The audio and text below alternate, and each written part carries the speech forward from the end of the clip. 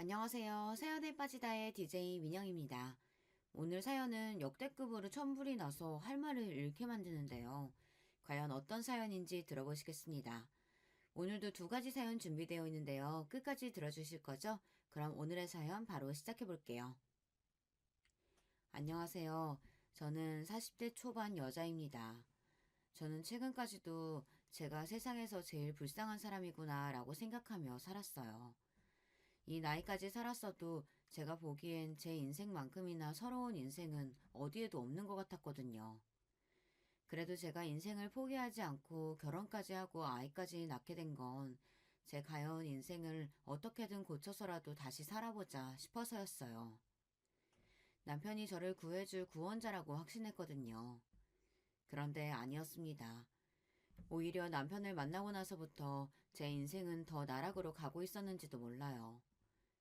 남편을 만난 건 마흔이 다 돼서예요. 마흔이 다 될 때까지 제대로 된 연애는 해보지도 못했고 저에게 먼저 다가오는 남자도 없었기 때문에 제 인생에 결혼이나 아이는 전혀 없을 줄 알고 살았어요. 그런 저에게 남편을 만나자마자 아이와 결혼이 동시에 찾아왔으니 남편은 저에게 선물과도 같은 사람이라고 여겼습니다. 남편과 저는 회사 회식 자리에서 처음 만났어요. 사실 당시에 다니던 회사에서 제가 동료들과 잘 지내질 못해서 원래는 회식에 가도 대충 밥만 먹고 빠져나왔어요. 그런데 그날따라 평소 저를 별로 좋아하지 않던 동료 경선 씨가 1차까지 같이 가자고 먼저 제안하더라고요. 본인이 아는 남자들이 술을 사주겠다고 오는 중이니 같이 마시자고요. 사실 고민이 됐어요. 경선 씨가 평소 하던 행동으로 봐서는 절대 저를 위할 사람이 아닌데 오늘따라 왜 저러나 싶었거든요. 경선 씨는 외모도 예쁘장하고 일도 잘해요. 그런데 인성이 영 거지 같았습니다. 친한 사이는 아니었지만 워낙 경선 씨가 시끄럽게 떠벌리고 다니는 성격이라 옆에서 들어보면 매일 돈 좀 있는 남자들을 꼬셔서 등쳐먹고 다니는 것 같더라고요. 거기다가 말도 개념 없이 해요. 저보다 나이도 어리면서 저를 대놓고 무시했습니다.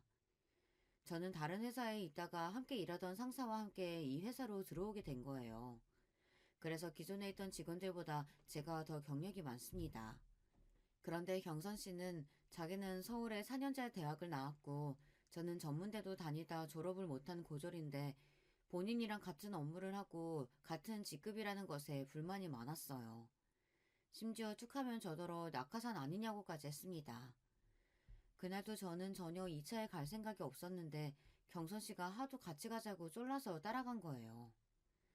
처음엔 남자들 앞에서 제가 성격이 좋다는 둥, 귀엽게 생겼다는 둥 괜히 추켜 세우더니 나중에는 결국 본색을 드러내더라고요. 잘 알지도 못하는 남자들 앞에서 어김없이 헛소리를 하더라고요. 서영 씨는 볼수록 운이 좋은 것 같아요. 우리 회사가 아무리 이름 없는 중소기업이라고 해도 명색이 대기업 하청인데 고졸이 들어오긴 힘든 구조잖아요. 우리 중에 고졸은 서영 씨밖에 없기도 하고. 아, 경선 씨, 벌써 그거 먹고 설마 취했어요? 또 무슨 소리를 하고 싶어서 그러는 거예요. 회사도 아니고 밖에서까지 버릇없이 시비를 거는 게 짜증이 나서 저는 인상을 팍 썼습니다. 그만하라는 식으로요. 그런데 이 여자는 아랑곳하지 않고 자기 하고 싶은 말을 떠들어댔어요. 서영씨, 아버지가 검사라면서요? 혹시 그 백으로 회사까지 들어온 거 아닌가 싶으니까 그렇죠. 내가 아버지 백으로 취직할 것 같았으면 더 좋은 회사에 가지. 뭐하러 이런 작은 회사에 들어와요. 경선 씨는 우리 회사를 너무 과대평가하는 거 아니에요? 아버지와 대판 싸우고 인연을 끊고 산 지가 한참인데도 저는 회사 사람들에게 무시당하는 게 싫어서 아버지가 검사라는 이야기까지 했어요. 그나마 가족 이야기를 하고 나서 제 외모나 학벌 가지고 무시하던 사람들이 더 무시하지 않았거든요. 저도 평소에 하도 당하고 살다 보니 사람 괴롭히는 인간들 상대하는 데에는 도가 텄습니다. 그러다 보니 저런 개념 없는 된장녀에게까지 지고 싶지 않았어요. 그런데 인생이란 게 한치 앞을 모릅니다. 제가 그렇게나 싫어하던 경선 씨가 아니었다면 남편을 만나지 못했을 거예요. 바로 그 개념 없는 경선 씨가 제 동서가 됐거든요. 남편이 경선 씨 대학 선배였어요. 원래 평소에도 자주 만나서 같이 술을 마시고는 했대요. 그날도 남편 지인들이 여자를 소개해달라고 조르는 바람에 같이 모여서 술을 마시기로 한 거였더라고요. 안 봐도 뻔하죠. 원래도 남자들한테 매일 술 얻어먹고 다니는 게 일상인 경선 씨가 그런 좋은 기회를 놓칠 리가 없으니까요. 그런데 하필이면 그날 제 인생에도 신기한 일이 생겼어요. 그렇게 여자 직원들이 많은데도 남편은 처음부터 저에게 관심을 보였습니다. 술자리는 3차까지 이어졌어요. 술자리를 하다가 남자들이 우르르 담배를 피우러 나가자 경선 씨는 기다렸다는 듯 본인이 마음에 드는 남자 이름을 말하면서 그 남자는 자기가 찍었으니 넘볼 생각하지 말라고 으름장을 놓더군요. 그 남자가 바로 지금의 제 남편의 남동생이자 바로 시동생이에요.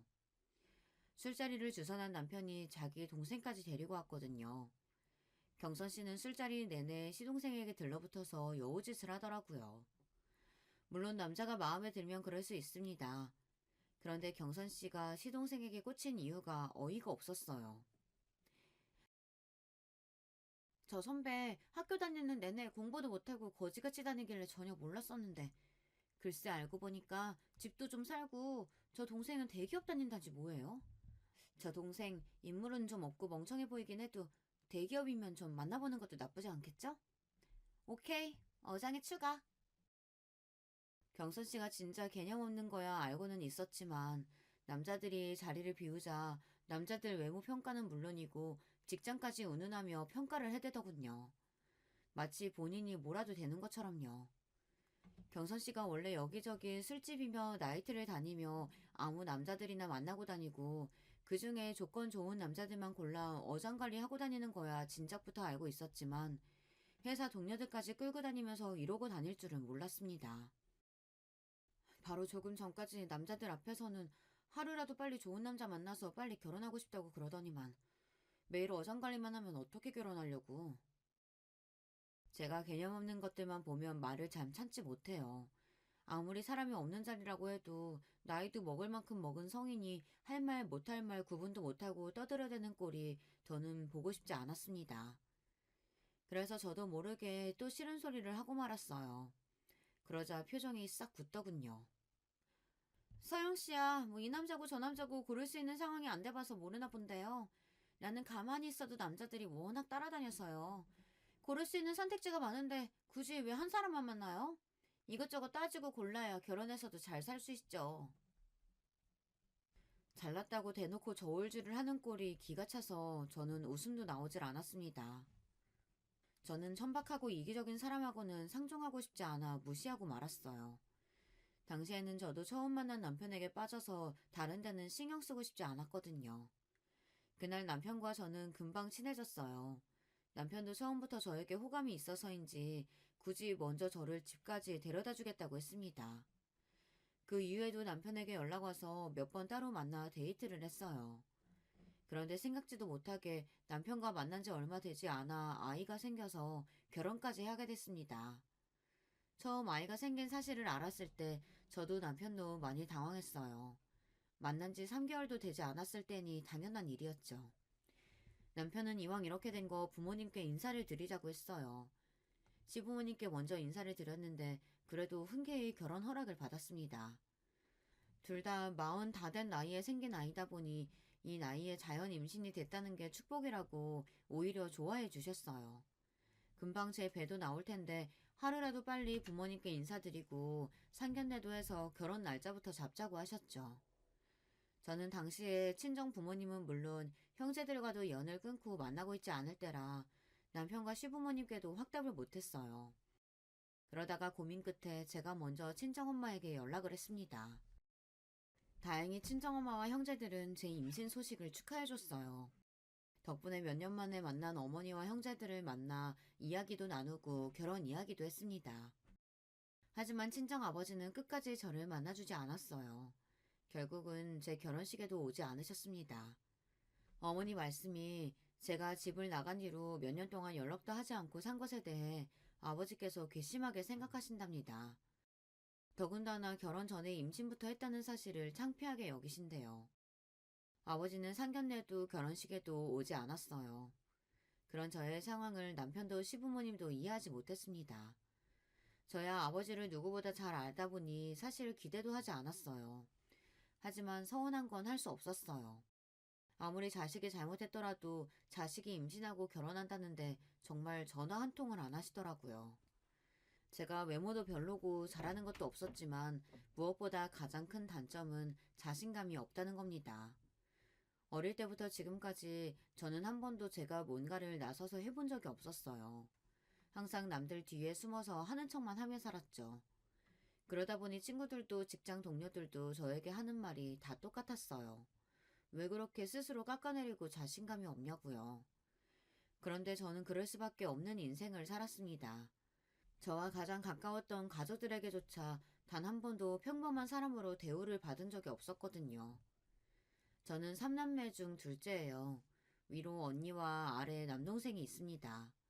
언니와 동생은 어릴 때부터 모든 면에서 뛰어나서 부모님의 자랑거리였어요. 언니는 머리도 좋고 공부도 잘하는데 얼굴까지 예뻐서 어디를 가나 주목을 받았습니다. 동생도 마찬가지예요. 동생은 저와 2살 차이인데 어릴 때부터 한글이나 구구단 같은 것들도 저보다 훨씬 더 빨리 뗄 정도로 똑똑했어요. 동생의 능력을 일찍이 알아본 부모님은 바로 영재원에 데리고 다니며 과학고에 진학시켰죠. 성인이 돼서도 형제들은 잘 나갔어요. 언니는 단번에 대형 로펌 변호사가 됐고 동생은 대기업 연구원으로 근무합니다. 반면에 저만 돌연변이었어요. 저는 키도 작고 몸도 뚱뚱해요. 거기다 잘하는 것도 거의 없어서 집안의 천덕꾸러기였죠. 대학도 이름도 없는 전문대를 다니다가 그마저도 적응을 못해서 그만뒀습니다. 어릴 때부터 아버지는 저만 보면 도대체 누굴 닮아 저러냐는 소리를 입에 달고 사셨어요. 제가 보기엔 겉모습은 아버지를 닮고 머리는 어머니를 닮은 건데 두 분 다 인정하지 않으셨죠. 제가 제 입으로 이런 말 하고 싶지는 않지만 제가 어릴 때부터 덩치도 크고 뚱뚱해서 초, 중, 고 내내 남자애들에게 놀림을 당했어요. 여자애들에게는 은근히 괴롭힘을 당하는 일도 많았고요. 학교에서뿐만이 아니라 가정에서도 매일 찬밥 신세다 보니 자연스레 자신감도 떨어지고 자격지심이 심했어요. 그런 점에서 저도 많이 힘들어서 성인이 되고 나서는 고쳐보려고 부단히도 노력했습니다. 대학에 들어가서는 피나는 노력으로 살도 많이 빼고 외모에도 많이 신경을 쓰고는 했어요. 그런데 제 노력은 누구에게도 인정받지 못했습니다. 제가 아무리 노력해서 살을 빼고 열심히 살아도 부모님 눈에는 그냥 머리 나쁘고 못생긴 딸이었어요. 하루는 저도 대학생이 됐으니 친구들도 사귀고 싶고 연애도 하고 싶어서 다른 학교 학생들과 미팅을 잡아서 나가려고 준비를 하고 있었습니다. 그런데 그 모습을 본 아버지께서 다짜고짜 미팅은 무슨 미팅이냐고 소리를 지르셨습니다. 너 괜히 미팅이니 뭐니 한다고 나가서 망신당하지 말고 집에서 공부나 해. 네가 앞으로 남자도 만나고 시집도 가려면 능력이라도 있어야 누가 데려가지. 지금 그 꼴로는 시집이 아니라 남자 근처에도 못 간다. 그 옷은 아무리 봐도 너랑 안 어울려. 네 언니면 몰라도. 그렇게 미팅에 나가고 싶거든. 앞으로 10kg는 더 빼고 나가라. 나 지난 1년 동안 눈물 콧물 다 빼면서 10kg 뺀 거야. 그 오심도치도 자기 자식은 예쁘다고 한다는데 엄마 아빠는 나한테만 너무한 거 아니야? 잘난 형제들 사이에서 비교적 제가 많이 부족하다는 거야 저도 잘 알지만 부모님께서 언니나 동생을 대하는 거랑 저를 대하는 게 너무 차이가 나다 보니 저는 언젠가부터 부모님과 대화하는 게 힘들었어요. 안 그래도 학교 생활도 항상 힘들었는데 집에서마저 기댈 곳이 없으니 절로 우울증이 생기더라고요. 부모님과 연을 끊고 살게 된 것도 우울증 때문이에요. 부모님의 차별과 저의 자격지심이 심해질수록 학교도 집도 너무 견디기 힘들어서 가까운 사람일수록 만나기 너무 더 힘들더라고요. 아무도 저에게 뭐라고 하지 않는데도 사람들을 만날 때마다 저를 보고 못생겼다, 뚱뚱하다, 게을러서 저렇게 뚱뚱한 거다, 저렇게 많이 먹으니까 뚱뚱한 거다, 이런 식으로 말하는 것처럼 들렸어요. 특히나 남자 동기나 선배들과 함께 있는 자리에서는 더 힘들었어요. 다들 저를 싫어하고 미워하는 것처럼 느껴졌었거든요. 당시 제가 정신적으로 많이 힘들어하고 있다는 걸 스스로 느끼면서도 우울증이나 정신의학과에 대한 인식이 좋지 않을 때다 보니 병원에 가서 치료를 받는 건 꿈도 못 꿨어요. 결국은 학교 생활을 하는 게 너무 힘들어져서 저는 부모님께 대학을 그만두겠다고 했습니다. 조금만 쉬다가 취직해서 일을 하겠다고 했어요. 제 말에 부모님은 말도 안 되는 일이라고 노발대발 하셨어요. 거지 같은 학교라도 대학 졸업장이라도 있어야지 사람 구실하고 살 수 있는 거라면서 끝까지 반대했습니다. 저는 제 마음대로 학교에 휴학계를 제출했어요. 사람을 만나는 것 자체가 너무 괴로운데 공부를 어떻게 할 수가 있겠어요. 그런데 제 휴학 사실을 알게 된 부모님은 저를 아무짝에도 소용없는 패배자 취급을 했습니다. 내가 그렇게 알아듣게 말했는데도 네가 멋대로 휴학을 해? 꼴랑 2년 전문대 다니는 것도 못하는 게 도대체 뭘 어떻게 살겠다는 거야? 평생 나한테 빌붙어서 살기라도 하겠다는 거야? 아빠가 뭘 걱정하시는지 아는데 제가 정말 너무 많이 힘들어서 그래요. 아무래도 우울증 같은데 휴학하고 쉬면서 치료받아야 될 것 같아요. 제가 아무리 성인이라도 이제 갓 20살이 넘었는데 뭘 알겠어요. 저도 부모님께 도움을 받고 싶어서 고민 끝에 조심스레 말씀드렸습니다. 그런데 제 말에 아버지는 미간을 구겼어요. 뭐? 우울증? 너처럼 걱정 없이 세상 편하게 사는 게 무슨 우울증이야? 아주 복에 겨운 소리를 하고 있네. 괜히 공부하기 싫다고 나약한 소리 말고 당장 내일 가서 휴학 안 한다고 다시 이야기하고 와. 안 그러면 이 집에서도 당장 쫓아낼 테니까 그런 줄 알아. 지금은 네가 아직 어려서 아버지 말이 야박하게 들릴지 몰라도 결국은 아버지 말이 다 맞아. 더군다나 네 나이에 정신병원 다닌 기록이라도 남으면 앞으로 취직은 어떻게 하고 시집은 어떻게 가니? 부모님 말씀에 저는 너무 서러워서 눈물이 왈칵 쏟아졌어요. 그리고 지난날 있었던 일들이 파노라마처럼 지나가면서 서러움이 몰려왔습니다. 아빠, 엄마가 나에 대해서 뭘 한다고 그래? 나 초중고 내내 애들한테 매일 놀림당하고 따돌림 당했어. 그동안 내가 혼자 얼마나 힘들었는지 알아요? 네가 따돌림 당한 게 우리 탓이라는 거야, 뭐야? 그러게 진작에 살도 좀 빼고 공부도 하지 그랬어. 네 언니랑 동생 좀 봐라. 예쁘고 뭐든 잘하니까 친구들이 알아서 따르고 학교 생활도 잘만 하잖아. 으이그, 도대체 누굴 닮아서 저렇게 한심한 소리만 해대는지. 그날 저는 태어나 처음으로 제가 부모님의 딸이라는 사실이 너무 싫었어요. 그리고 마음을 굳게 먹었습니다. 무슨 짓을 해서든 이 집을 떠나겠다고요. 저는 마음먹은 대로 해냈습니다. 휴학하자마자 악착같이 일자리를 구했어요. 그리고 1년 동안 월급을 차곡차곡 모아 집을 나왔습니다. 고작 보증금 2천짜리 반지하 월세였지만 제가 스스로 해냈다는 것이 기뻤어요. 그리고 저는 집을 나온 이후 서서히 부모님과 거리를 두기 시작했어요. 그리고는 몇 년 뒤 아예 인연을 끊어버렸습니다. 물론 부모님이 보고 싶고 그리웠던 적도 있었어요. 하지만 저를 위해서라면 그 편이 더 나을 거라고 여겼습니다. 집을 나와 살면서 가장 먼저 한 건 정신의학과에 다니기 시작한 거예요. 아마 부모님과 살았다면 절대 못했을 일이었죠. 당시에 제가 다녔던 직장은 유명하고 큰 회사는 아니었지만 가족 같은 분위기였어요. 저의 진짜 가족과는 전혀 다른 분위기였죠. 제가 우울증이 있다는 사실을 알고도 저를 위해 많이 배려해줬어요. 사장님께서는 제가 살을 빼려고 다이어트를 한다는 사실을 아시고는 직원 복지로 헬스장 회원권까지 지원해 주셨습니다. 집을 나오고 학교를 그만둔 정도로도 저에게는 많은 변화가 일어났어요. 누구도 저를 무시하지 않았어요. 형제들과 차별하는 부모님도 없으니 저는 자연스레 우울증도 좋아졌습니다. 나중에는 약을 끊을 정도로 많이 좋아졌죠. 그렇게 저는 평생 변하지 않을 것만 같았던 제 우울증과 자격지심에서 벗어났어요. 그런 제가 부모님께 먼저 연락해서 결혼한다고 말하기까지 얼마나 힘들었을지는 아무도 모릅니다. 저는 최대한 그 순간만은 피할 수 있다면 피하고 싶었어요. 혹시나 부모님을 다시 만나게 되면 제가 다시 예전의 저로 돌아가기라도 할까 봐서요.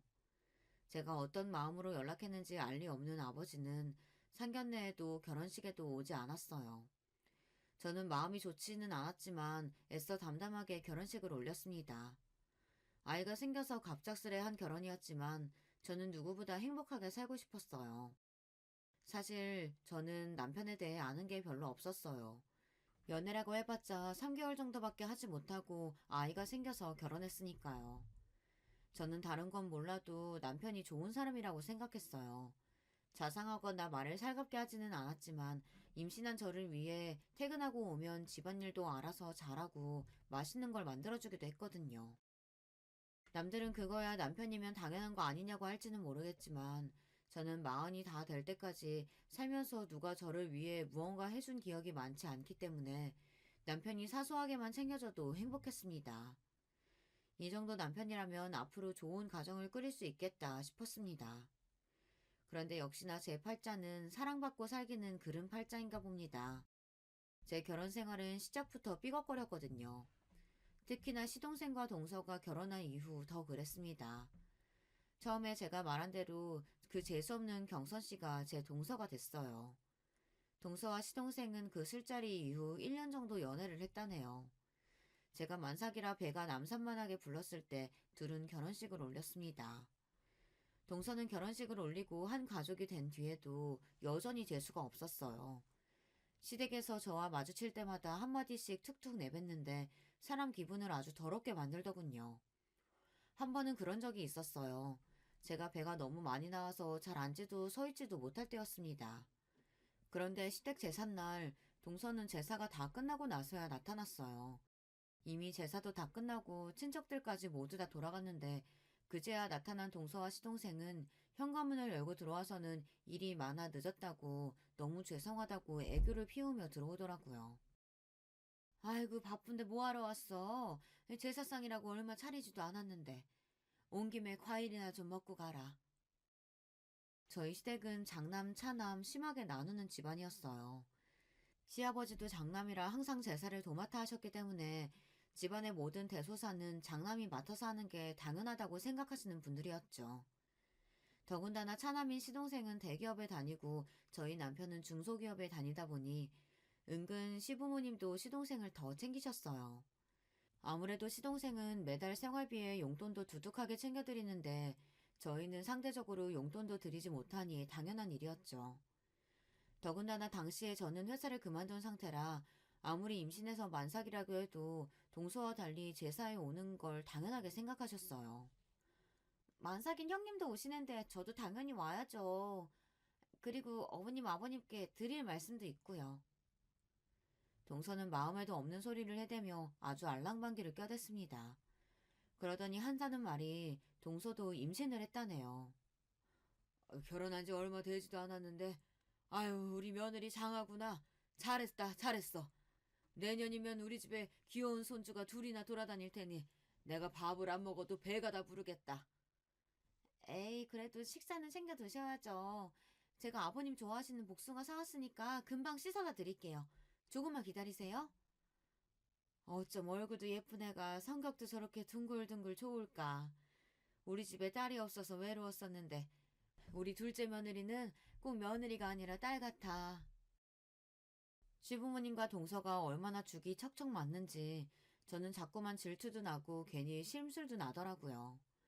저는 애써 웃으며 동서에게 축하한다고 하고 혼자 주방에 들어가 설거지를 했어요.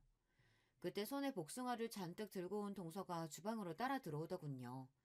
그러더니 제 곁으로 다가와 또 제 속을 긁어댔어요. 아, 형님 보니까 저 갑자기 우울해져요. 저도 형님처럼 배 그렇게 많이 나오면 어떡해요? 형님은 원래도 배가 많이 나와서 잘 모르시겠지만 저는 평생 배가 나와본 적이 없어서 너무 무섭거든요. 동서, 우리도 이제 가족인데 제발 그 말버릇 좀 고칠 수 없어? 명색이 내가 손윗 사람인데 말 좀 조심해서 해. 마음 같아서는 머리통을 한 대 쥐어받고 싶었지만 이성적으로 꾹 참았습니다. 동서는 제게 한마디 더 하려다가 시어머니께서 주방에 들어오시니 애써 입을 꾹 다물더군요. 그날 집에 돌아오면서 저는 기분이 너무 나빠서 남편에게 하소연을 좀 했어요. 동서가 저에게 그런 식으로 말했다고요. 그러자 남편이 하는 말이 더 기분이 나빴습니다. 그러게 아무리 임신했어도 관리 좀 하지 그랬어. 안 그래도 체격이 큰 사람이 임신까지 하니까 더 커 보여. 당신 내가 정말 부탁하는데 애 낳으면 진짜 관리 좀 해. 애 낳았는데도 재수 씨보다 뚱뚱하면 당신도 민망하지 않겠어? 남편은 처음엔 안 그러더니 동서가 들어온 이후 제 외모나 몸매를 가지고 유난히 지적을 많이 했습니다. 저도 알아요. 제가 동서보다 못생기고 뚱뚱하다는 걸요. 하지만 저와 남편은 부부잖아요. 아무리 아이가 생겨서 결혼했다고 해도 가족인데 최소한의 예의를 지켜야 한다고 생각했습니다.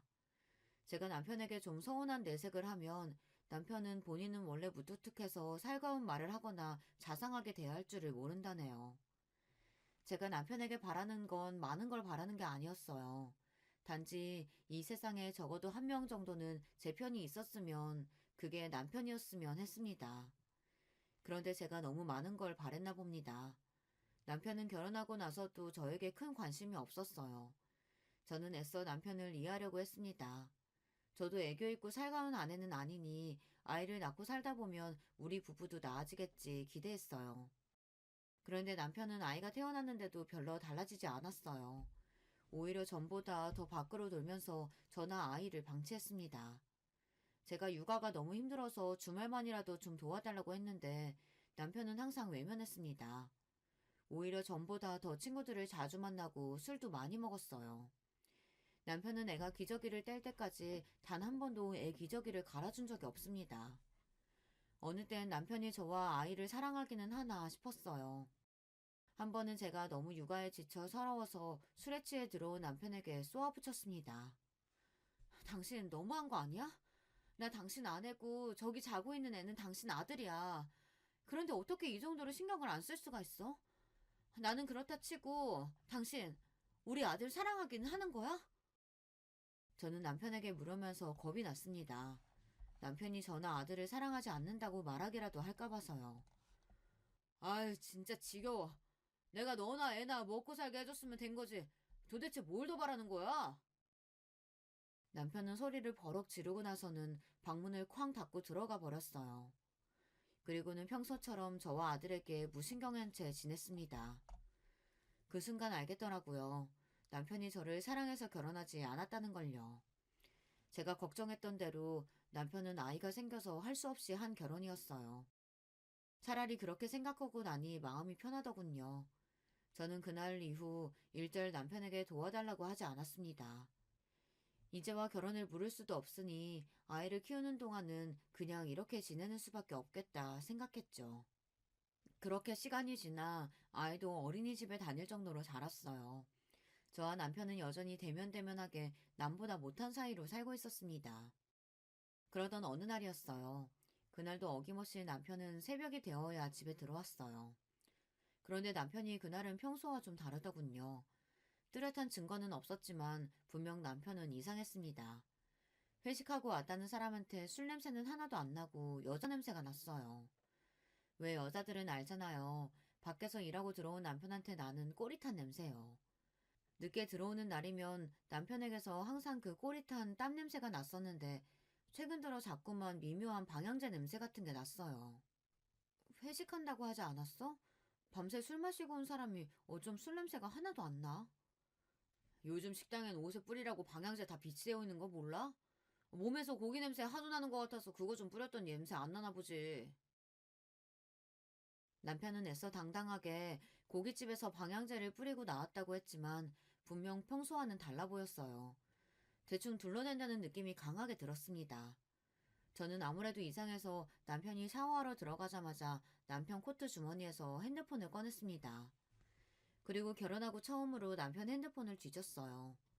그런데 이 인간이 핸드폰에 비밀번호를 걸어놨더라고요. 저는 비밀번호를 풀기 위해 이것저것 핸드폰을 눌러봤습니다. 그런데 그때였어요. 당신 지금 뭐 하는 거야? 왜 남의 핸드폰을 왜 훔쳐봐? 당신 지금까지 나 씻으러 들어가면 매일 내 핸드폰 뒤지고 있었던 거야? 제가 이렇게 허술해요. 몰래 남편 핸드폰을 뒤지려다가 걸렸습니다. 몇 번 보다가 걸린 거면 억울하지도 않습니다. 그날 처음 훔쳐보려고 한 건데 하필이면 바로 걸려서 저만 이상한 사람이 됐어요. 남편은 그날부터 저를 울부증으로 몰아갔습니다. 회식을 핑계로 집에 늦게 들어오거나 혼자 베란다에 나가서 오래 통화하고 들어와서는 괜히 저에게 큰 소리를 쳤어요. 뭘 봐? 또 내 핸드폰 훔쳐보려고? 당신 이 정도면 진짜 병이다 병. 아, 내가 숨 막혀서 당신이랑 살겠니? 제가 아무 말도 하지 않았는데 괜히 큰 소리치는 남편이 저는 더 의심스러웠습니다. 분명 여자가 있는 게 분명한데 저렇게 뻔뻔하게 구니 저도 더는 가만히 있을 수 없었어요. 결국은 저는 남편을 미행하기로 했습니다. 그날은 토요일이었어요. 남편이 회사 상사와 골프를 치러 가야 한다고 골프 가방을 챙기더군요. 저는 아이 밥을 먹이는 척하며 남편에게서 눈을 떼지 않았습니다. 그리고 남편에게 오늘은 아이 친구네 가서 저도 놀다 올 거라고 집에 없을 거라고 했어요. 그런데도 남편은 도대체 정신이 어디에 가 있는지 제 말에 대꾸도 안 하더군요. 그러더니 아이에게 인사도 안 하고 골프 가방만 가지고 나가버렸어요. 정말 남편 하는 꼴을 보면 지금이라도 당장 헤어지고 싶었습니다. 저는 그렇다 치더라도 아이는 자기 핏줄이잖아요. 그런데도 애한테조차 관심이 없는 모습에 정이 뚝 떨어졌어요. 저는 속상한 마음도 잠시 곧바로 아이를 동네 아는 엄마에게 맡기고 곧장 남편의 뒤를 밟았습니다. 이날을 위해 제가 렌트카까지 빌렸다니까요. 그런데 생각지도 못한 일이 벌어졌어요. 남편 차가 집을 빠져나와 익숙한 동네로 들어서더니 시동생 네 아파트 단지로 들어가더군요. 저는 곧장 차를 돌려 아파트 출구 쪽으로 가서 남편 차가 나오기만을 기다렸어요. 저는 혼자 별의별 생각을 다 했습니다. 도대체 남편이 주말에 시동네 아파트는 왜 온 건가 싶어서요. 그리고 일말에 기대를 했습니다. 이대로 남편 차가 경기도에 있는 골프장으로 향하기만을 바랬습니다. 그런데 남편의 차는 괜히 동네를 몇 바퀴 더 돌았어요. 그러더니 차차 본색을 드러내더군요. 대낮부터 모텔이 즐비한 모텔촌으로 차를 옮겼어요. 저는 남편의 차를 뒤쫓을수록 더 의문만 생겼습니다. 집을 나와 들린 곳이라고는 시동생네 집밖에 없는데 뜬금없이 모텔이라뇨. 그 순간 제 머리에 번뜩이는 생각이 들었습니다. 옳거니 상간녀년이 먼저 모텔에서 기다리는가 보다 싶었죠. 역시나 제 예상이 맞았습니다. 남편은 모텔에 가 근처를 빙빙 돌더니만 결국은 모텔 주차장으로 들어갔어요. 제 입에서는 절로 쌍욕이 튀어나왔습니다. 저는 애써 벌벌 떨리는 가슴을 부여잡으며 남편 차가 들어간 모텔 주차장으로 따라 들어갔습니다. 그런데 잠시 뒤 저는 충격적인 모습을 목격하고 말았어요. 글쎄 남편 차 조수석에서 내린 건 다름 아닌 동서였습니다. 저의 전 직장 동료이자 시동생의 아내인 동서 말이죠. 저는 순간 이건 뭐가 잘못돼도 한참 잘못됐다 싶었는데 잠시 뒤 차에서 내린 동서가 촐랑거리며 남편에게 다가가 팔짱을 끼는 모습을 보니 제 눈이 휙 돌더군요. 그 순간 저는 곧바로 차에서 내려 두 연놈에게 달려들었습니다. 그러고는 곧장 동서 머리채부터 잡아챘어요. 이 연놈들이 미쳤나? 여기가 어디라고 둘이 팔짱을 끼고 들어와? 그 순간 저는 눈에 뵈는 게 아무것도 없었어요. 오로지 지금 내 눈앞에 보이는 이 년놈들을 죽일 생각밖에 없었습니다. 자기야, 이 여자 지금 뭐 하는 거야? 빨리 떼줘. 이 돼지같이 이 무식한 옆에네야. 손 안 나? 뭐? 자기? 너 진짜 돌았니? 네 남편은 어디다가 두고 남의 남편 데리고 모텔에 들어가? 저는 동서 머리채를 잡은 손에 힘을 세게 쥐고는 마구 흔들어댔습니다. 그때였어요. 제 남편이자 제 아들의 아버지인 인간이 제가 동서 머리채를 흔드는 사이 세상에서 가장 찌질한 모습으로 도망치더니 차를 가지고 순식간에 도망쳐버렸어요. 저와 동서년을 모텔 주차장에 그대로 둔 채 말이죠. 순간 저는 물론이고 동서년까지 기가 차서 정신없이 모텔 주차장을 벗어나는 남편의 차 뒤에다 대고 소리를 질렀습니다. 정말 지금 생각해도 너무 기가 차고 어이가 없어요. 세상에 병신도 저런 병신이 있나 싶어서요. 그제야 제 손에서 벗어난 동서년이 적반하장인지 제 어깨를 밀어내며 지금 뭐 하는 거냐고 오히려 대묻더군요. 저는 순간 황당해서 절로 웃음이 튀어나왔어요. 그 상황이 너무 기가 차서요. 너야말로 내 남편이랑 여기 뭐하러 왔는데? 거짓말할 생각 말고 똑똑히 말해. 안 그러면 지금 당장 네 남편까지 부를 테니까. 남편이 모텔을 벗어난 지 좀 됐는데도 저는 혼란스러운 마음이 좀처럼 나아지질 않았어요. 제 눈앞에 벌어진 이 상황을 어떻게 정리해야 할지 가늠조차 되질 않았죠. 그런데 그때였습니다. 갑자기 표정이 변한 동서가 말을 바꾸기 시작했어요. 어머 형님, 도대체 여기가 어딘데 저를 데리고 오신 거예요? 도무지 여기가 어딘지 모르겠네요. 동서는 갑자기 저더러 형님이라고 부르더니 여기에 왜 온 거냐며 발연기를 했습니다. 저야말로 어이가 없어서 멍하니 동서 얼굴을 노려봤어요. 그러자 다시 순식간에 얼굴이 변한 동서가 제게 바짝 다가오더니 욕을 퍼붓기 시작하더군요. 아씨, 대충 넘어가라고 했더니 네가 뭘 잘났다고 꼬나봐. 너 지금 뭔가 단단히 착각했나 본데 네 남편도 홀라당 튀어버린 마당에 내가 여길 네 남편이랑 왔다는 증거가 있어? 도대체 무슨 증거가 있다고 지랄이야. 동서녀는 사악한 표정으로 뻔뻔하게 굴었어요. 그러면서 오히려 저더러 증거도 없으면서 사람을 몰아간다고 억울한 신용을 했어요. 저는 이미 너무 혼란스러워서 무슨 말을 해야 할지 몰랐습니다. 남편과 동서가 있는 모습을 보니 화가 나서 다짜고짜 머리끄댕이부터 잡기는 했지만 동서년 말대로 증거가 필요했어요. 이미 남편은 도망쳤습니다. 자기는 이 모텔에 온 적도 없고 왔다고 해도 동서와 온 적이 없다고 잡았다면 제가 이 두 논놈들의 불륜 사실을 입증할 방법이 없어요. 더군다나 제스 씨와 아주버님이 불륜이라는 사실을 어느 누가 믿겠어요. 제가 혼란스러워하고 있다는 사실을 금방 눈치챈 동서가 슬쩍 미소를 지어 보이더니 저에게 다가왔습니다. 아, 우리 형님 많이 놀랐나 보다. 그러게 여기까지 찾아왔어요. 그냥 평소처럼 눈치 없는 옆편으로 살 것이지. 도대체 언제부터야? 언제부터 둘이 이런 더러운 짓 하고 다닌 거냐고? 뭐래? 내가 형님 형님 이렇게 불러주고 용석이 오빠랑 애 좀 낳고 몇 년 살았다고 형님이 진짜 용석이 오빠 마누라라도 되는 줄 알아? 오빠는 형님 좋아한 적 없어요. 나 질투하게 하려고 하다가 실수로 애 생겨서 어쩔 수 없이 형님이랑 결혼한 거라고요. 순간 저는 제 두 귀를 의심했습니다. 재수없는 상간녀년이 일부러 저를 도발하려고 하는 소리라고밖에 생각할 수 없었죠. 그때 술자리에서 용석이 오빠가 정말 형님이 마음에 들어서 집까지 데려다 주겠다고 따라간 줄 아는 거예요? 와, 착각도 유분수가 있지. 어떤 남자가 형님처럼 못생기고 뚱뚱한 여자를 좋아해? 용석이 오빠가 원래 전부터 나 좋다고 따라다녔었는데 내가 안 받아주니까 그날도 심술나서 아무 여자한테나 관심 있는 척 한 거예요. 더러운 년이 뭘 잘했다고 아무 말이나 짓거리고 있어. 닥쳐! 난 네 말 안 믿으니까. 직장 생활할 때부터 경선이 인연이 하는 더러운 꼴은 많이 봤습니다. 인연 입에서 나오는 소리가 사실일 리 없어요.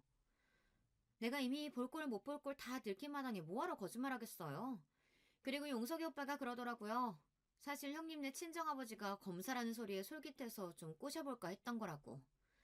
그러니까 형님은 나 아니었으면 용석이 오빠랑은 결혼 못했다니까요. 정말이지 손이 떨리고 머리가 다 지끈거렸습니다. 물론 남편과 제가 대단한 사랑을 해서 결혼을 한 건 아니었지만 그래도 이 정도로 최악인 줄은 몰랐어요. 남편은 처음부터 저한테 관심이 있었던 게 아니라네요. 남편이 대학 때부터 동서를 좋아서 따라다녔대요. 근데 대학교를 졸업하고 나서도 동서가 남편한테 매일 간만 보고 어장관리만 한 거죠. 그런 동서 때문에 마음이 조급했던 남편은 동서가 부르면 어디든 갔답니다. 그래서 그때도 회사 2차 회식 자리에 부르자마자 달려왔던 거고요. 그러나 여전히 본인에게는 관심이 없고 친구들에게까지 끼를 부리는 동서가 미워 잔뜩 화가 나 있었는데 그때 마침 동서와 별로 사이가 좋아 보이지 않았던 제가 눈에 띈 겁니다. 그래서 일부러 저한테 들이댄 거라네요. 더군다나 저희 친정아버지가 검사라는데 솔깃하기도 했고요. 그때 상황이 어쨌든 이제는 둘 다 결혼했으면 잘 살았어야지. 어떻게 이런 더러운 짓거리를 할 수가 있어? 저는 더 듣고 싶지 않았습니다. 지난날의 일들도 끔찍하고 싫었지만 지금 당장 저에게는 눈에 넣어도 아프지 않을 아들이 있어요. 제 감정만 앞세우고 모든 일을 엉망으로 만들 수는 없었습니다. 더러운 짓인지 사랑인지 시간이 지나봐야 알죠. 나는 남편이랑 곧 이혼해요. 우린 결혼했을 때부터 둘이 안 맞아서 내내 싸우기만 하느라 제대로 산 날도 며칠 안 되거든요. 그 인간이랑 이혼하고 용석이 오빠랑 살 거예요. 그러니까 이왕 미리 알게 된 거 형님도 하루빨리 정리하고 그 집에서 아들 데리고 나가세요. 괜히 버티고 있다가 낙동갈 오리알 되지 마시고. 경선이 전혀 머리털을 쉽게 놓아주는 게 아니었습니다. 아까 잡았을 때 그냥 그대로 다 뽑아버려야 했어요. 그랬으면 뚫린 입이라고 저렇게 함부로 짓거리지는 못했을 테니까요. 세상에 저 같은 일을 당한 사람이 설마 또 있을까요? 동선녀는 자기 할 말만 퍼부은 채 도망갔어요. 저는 잠깐 사이 벌어진 끔찍한 상황에 어안이 벙벙해서 그 자리에서 꼼짝도 할 수가 없었습니다. 아들을 맡긴 동네 엄마에게 전화가 와서 저는 그제야 정신을 차리고 아이를 데리러 갔어요. 아들을 찾아서도 저는 집에 돌아가고 싶지 않았습니다. 남편이라는 거지 같은 인간이 그 집에 있는지 알 수는 없었지만 다시는 그 집에 들어가고 싶지 않았어요. 저는 아들을 렌터카에 태운 채로 갈 곳도 없으면서 여기저기 몇 시간을 뺑뺑 돌다가 아이가 잠든 걸 확인하고는 그제야 차를 갓길에 세웠습니다. 그러고는 혼자 핸들에 얼굴을 묻고 울었어요.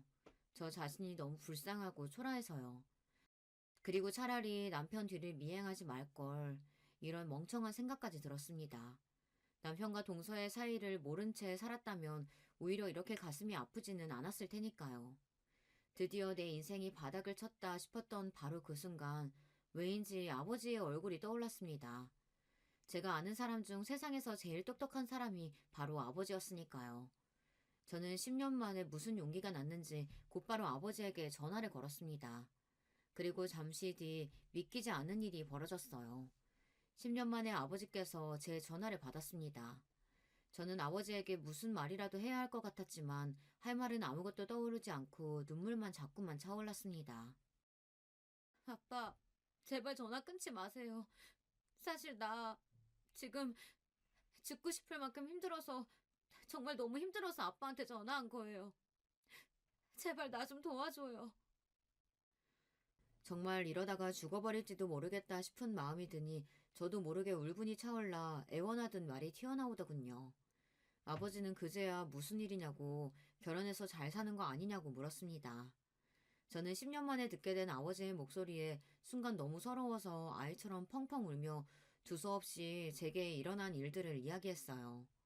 그리고 잠시 뒤 아버지는 저와 아들을 데리러 와주셨어요. 저는 그 길로 아버지를 따라 친정에 갔습니다. 지금부터 아버지 말 잘 들어. 아버지, 바로 몇 년 전에 부장 검사로 퇴직한 거 알지? 더군다나 네 언니는 대한민국에서 제일 유명한 로펌 변호사야. 아버지가 다 알아서 해결할 테니까 너는 아버지가 시키는 대로만 해. 그 순간부터 저는 아버지의 말대로 하기로 했습니다. 제가 아들을 데리고 나왔는데도 남편은 며칠 동안 아예 연락이 없었어요. 인간이 맞나 싶더군요.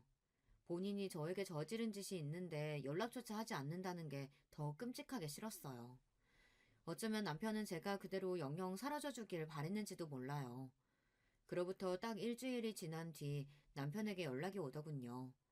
딱 제가 준비한 고소장이 도착했을 거예요. 야비한 인간은 역시 달랐습니다. 아내랑 아이가 하루아침에 사라졌는데 전화도 한 통 없더니만 고소장을 받고 나서야 저에게 전화를 한 거죠. 저는 남편의 전화를 일절 받지 않았습니다. 그리고 며칠 뒤 시댁 제사에 참석했어요.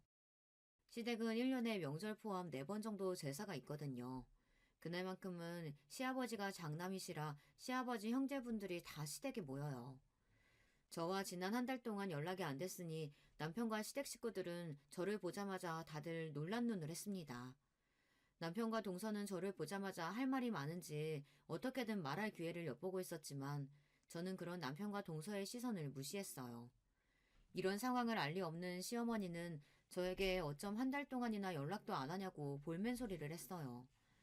역시나 예상대로 남편은 제가 집에 안 들어가고 있다는 이야기도 아직 안 했나 보더라고요. 거기다가 가소로운 동서녀는 저를 보자마자 아무 일 없었다는 듯 웃었어요. 그러고는 한다는 소리가 기가 막혔습니다. 어머님, 부부싸움 안 하는 부부가 어디 있어요. 형님이랑 아주버님도 좀 다투셨나 보죠. 저는 이해해요, 형님. 뻔뻔한 것도 능력이라면 능력이에요. 제가 보낸 고소장을 분명히 받았을 텐데 저렇게 태연하게 굴더라고요.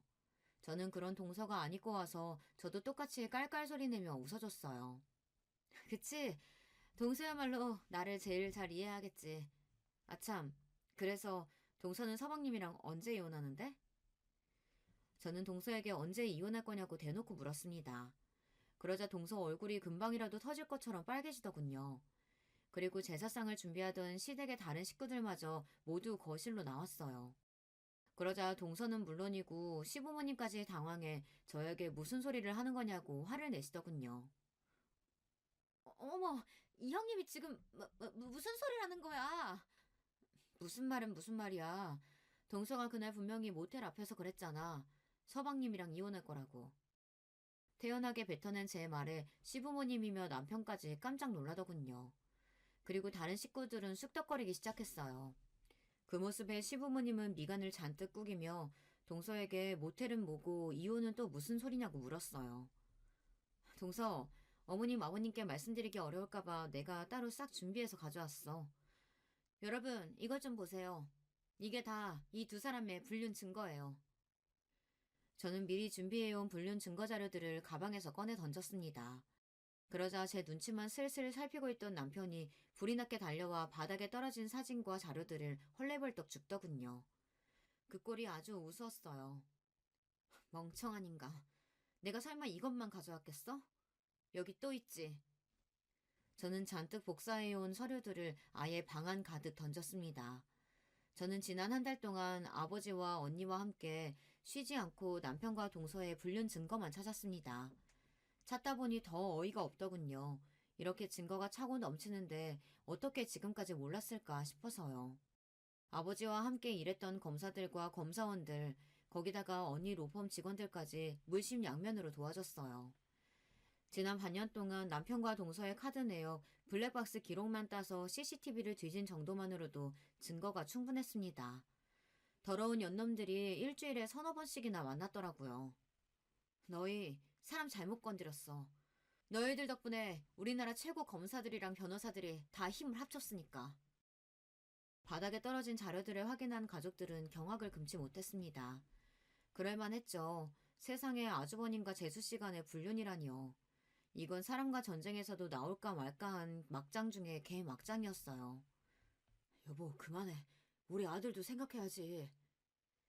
수근거리는 가족들 사이로 제게 다가온 남편이 귀에 대고 조용히 속삭이더군요. 이제와 저더러 우리 아들 생각을 하라네요. 양아치 같은 인간이 그제야 아들 생각이 나나 보더군요. 개 같은 새끼. 바람 피울 때는 네 새끼 생각은 눈꼽만큼도 안 하더니만 이제 와서 뭐? 아들을 생각해? 웃기는 소리 하고 있네. 나한테 절대 합의는 없으니까 그런 줄 알아. 인연이 감히 내 인상에 똥을 뿌려? 너 내가 가만히 안 둘 거야. 너 이리 와! 동서녀는 이제 아예 다 끝났다고 생각하는지 저에게 달려들어 머리꺼댕이를 잡으려고 했습니다. 저도 이때다 싶어 아주 동서녀 머리털을 다 뽑아버릴 작정이었죠.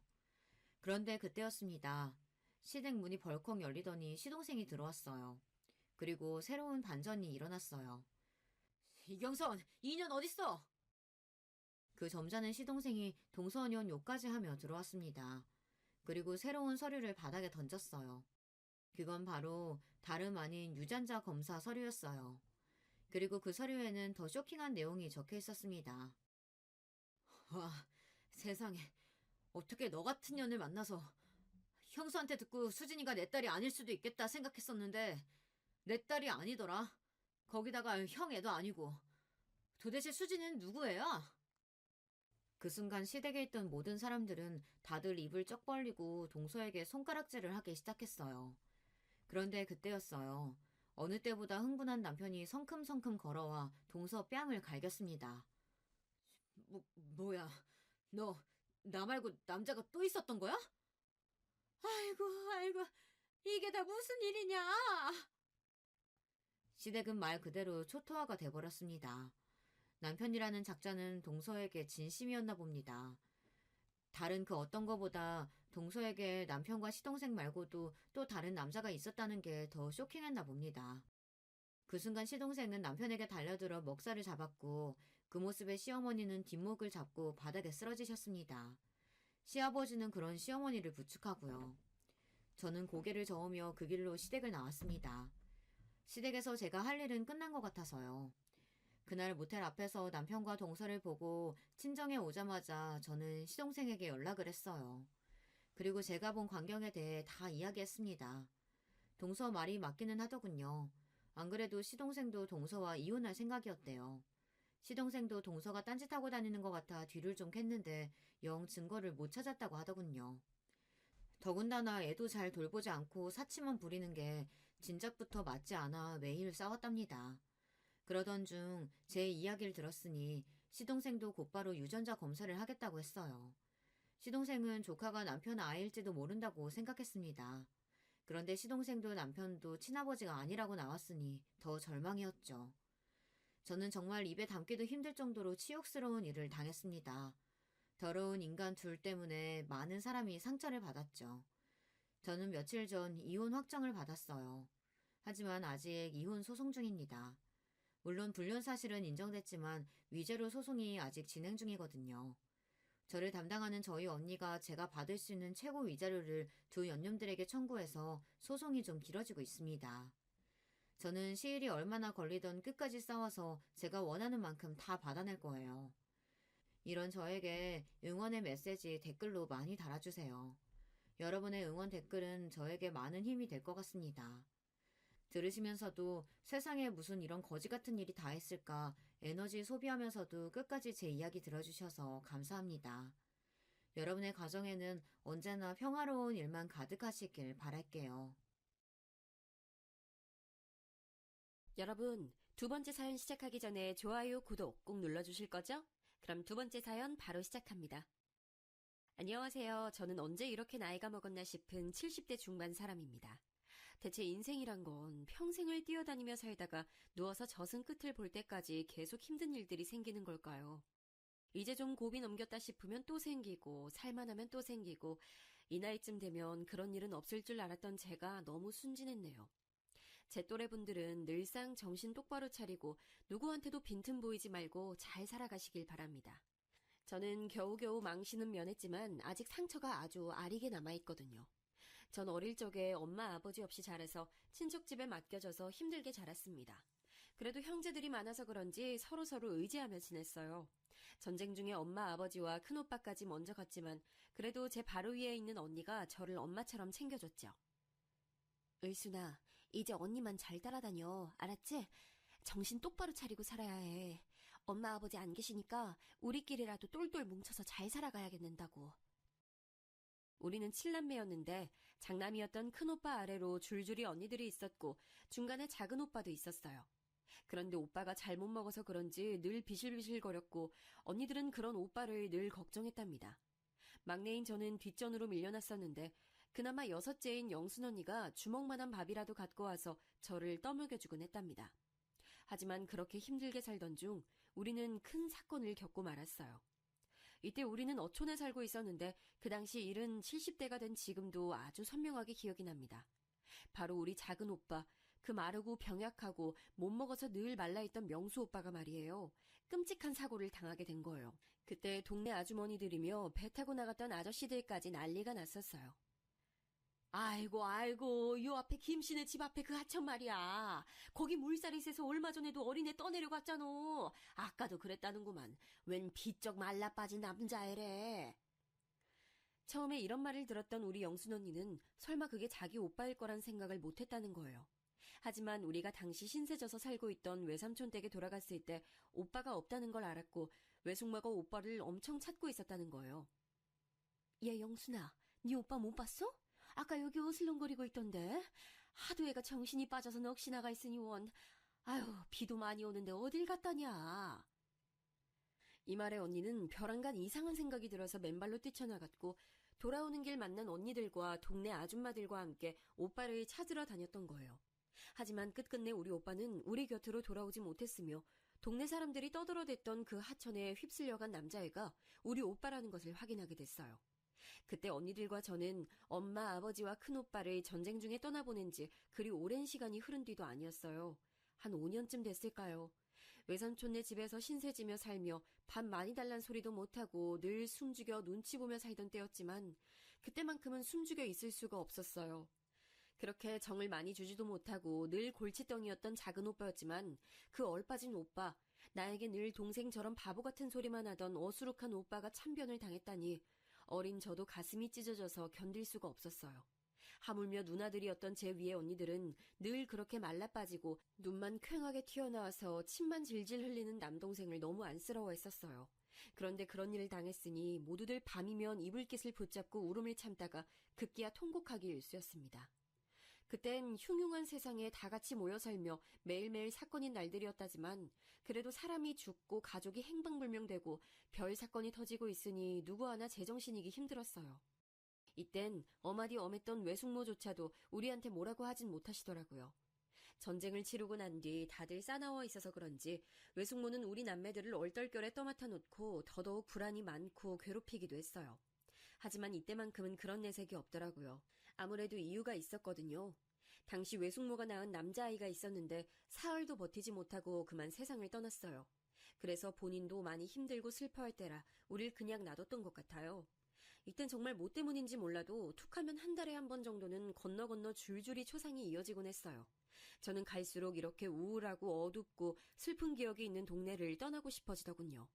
결국 몇 년 더 살다가 각자 우리는 다른 지방으로 넘어가게 됐답니다.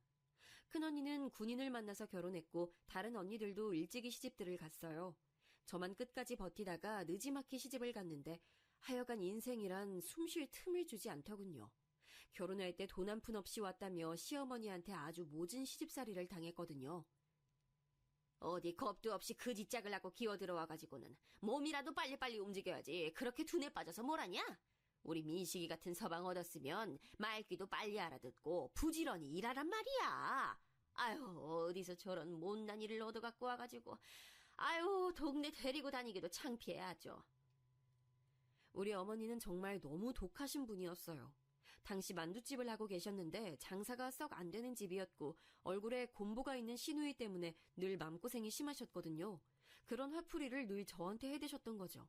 게다가 시누이 역시 얼굴 때문에 기차게 욕을 들어먹었는지 늘상 화가 어지간히 많은 사람이었어요. 자기는 시집도 못 갔는데 인물은 없어도 피부는 깨끗한 제가 꼴보기 싫었나 봐요. 새언니는 몸이 그렇게 둔에 빠져서 어떡해요? 그럼 만두라도 잘 빚던가.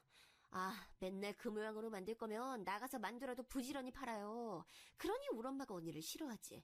조만간 우리 오빠도 언니 버리면 어쩌려고 그래요? 우리 오빠 얼마든지 세상가 갈 수 있는 사람이에요. 정신 똑바로 차려요, 네? 맨날 저에게 독한 말을 퍼부어대던 시누이는 나중에 용케도 동네 아저씨가 소개를 시켜줘서 시집을 갔어요.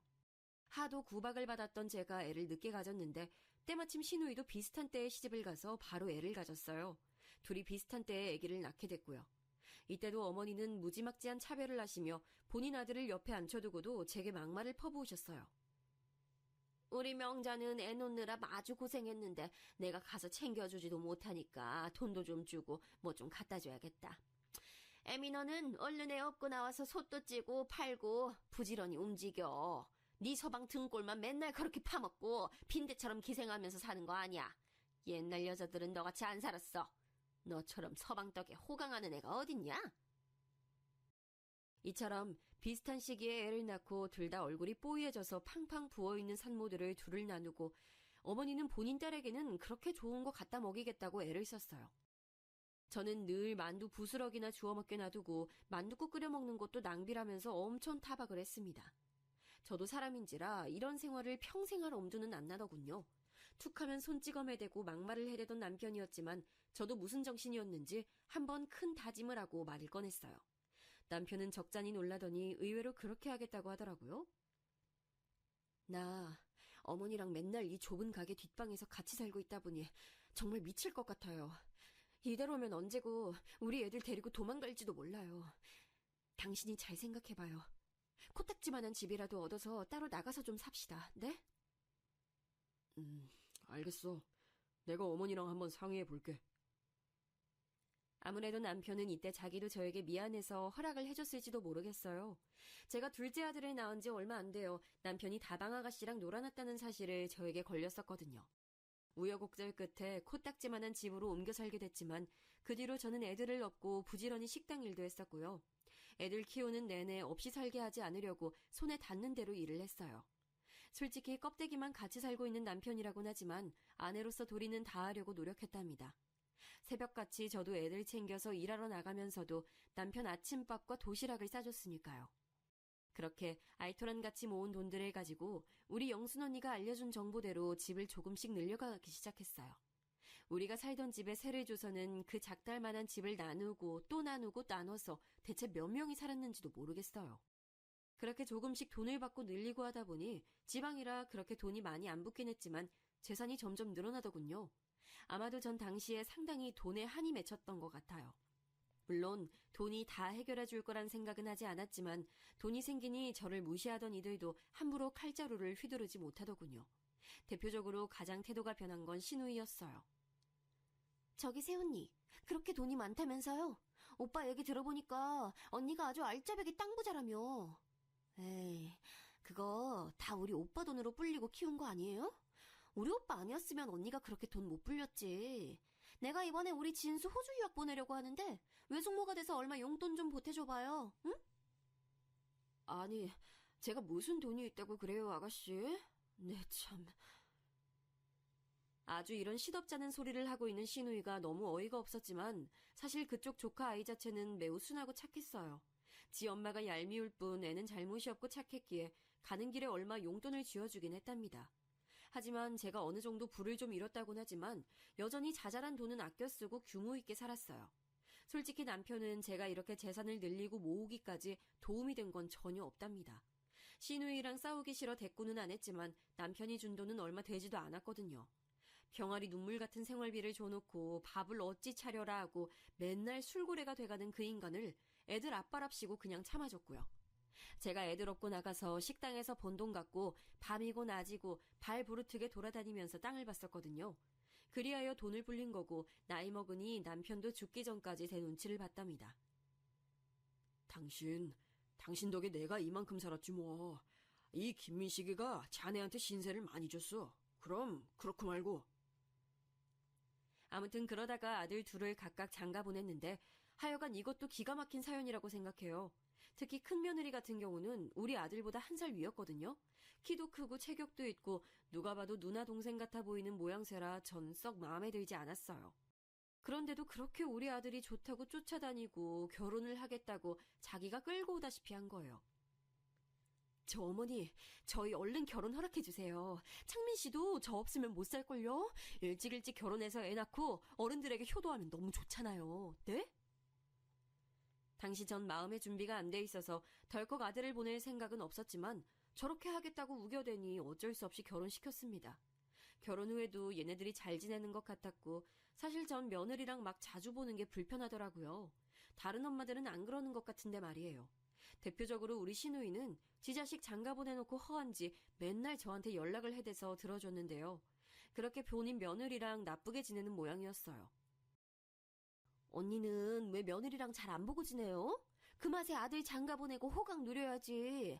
난 완전히 실패했지만 말이야. 에휴, 초반에 애들 집도 구경 가고 했는데 애가 어찌나 날 속에 구는지 그거 버릇 한번 잡겠다고 뭐라고 했거든? 그랬더니 아주 눈이 뒤집어져가지고 대드는 거야. 아니, 처음에 그러는 줄 몰랐다니까. 근데 언니네 며느리는 결혼식 때 보니까 아주 참하게 생겼더만. 우리 며느리처럼 성질 더럽진 않을 것 같아. 신우이 얘기를 들어보니 나라도 저렇게 자주 드나드는 시어머니는 싫을 것 같더라고요. 그리고 딱히 우리 며느리라고 그렇게 순한 성격도 아니었어요. 간혹 제가 뭘 주겠다고 하면 단박에 거절을 하더라고요. 저도 아들 얼굴 한 번 더 보고 싶어서 그런 거긴 하지만 너무 야멸차게 자르는 거예요. 어머니, 저희 김치 사다 먹어서 괜찮아요. 그리고 창민 씨 요즘 너무 바빠서 집에도 늦게 오고요. 이 사람 보고 싶어서 그러시죠? 제가 내일쯤 한번 어머니 댁 들리라고 말해둘게요. 이렇게 툭 잘라먹고는 말을 더 못 붙이게 해버리니 좀 서운하더라고요. 약간 서운한 감정들이 쌓이려던 차에 아들은 또 그걸 골치 아파하길래 더 얘기도 못 꺼냈어요. 그런데 반년쯤 지났을까요? 저는 제 아주 가까운 주변에서 충격적인 얘기를 듣게 됐답니다. 어쩌면 어느 정도는 예상이 가능했을 이야기일지도 모르겠고요. 제게 울면서 전화를 걸어온 것은 바로 신우이였어요. 내가 미쳐 진짜. 어쩌다가 이런 일이 생기냐고. 아우 세상에 언니. 나 어떡하면 좋아요. 내가 뭘 어쨌다고 나한테 그래.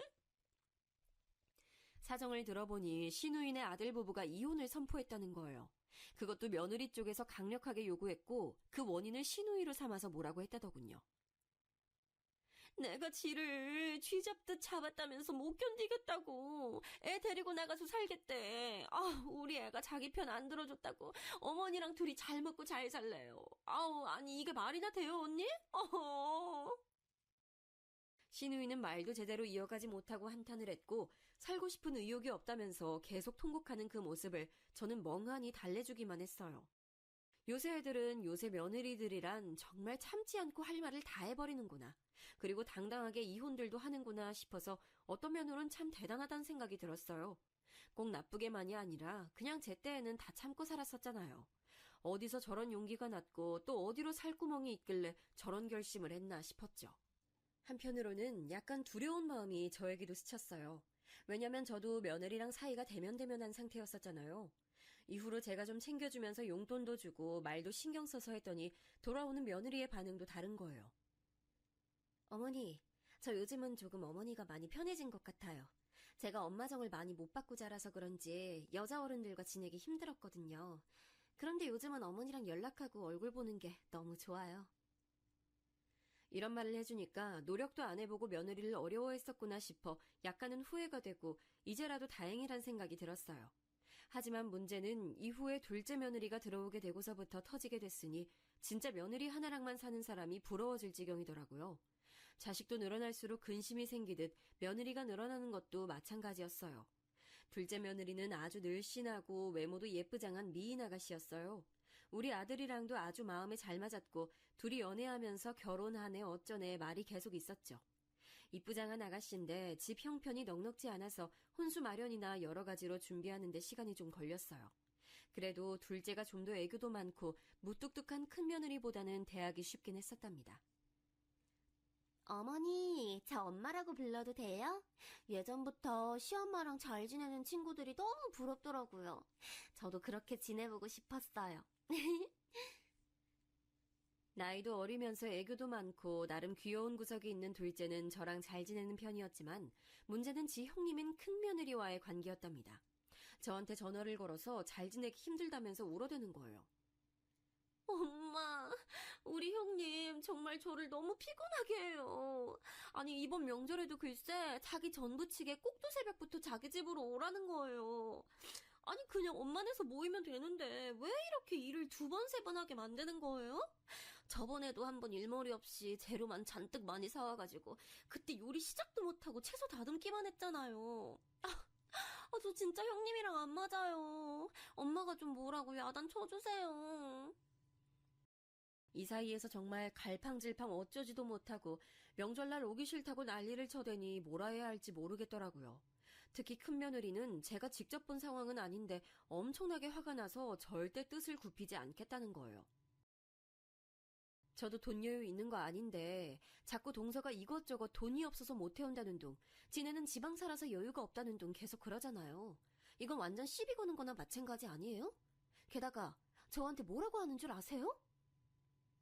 뭐가 그렇게 불만인가 했더니 이 말 듣고 저도 약간 기가 차긴 했답니다.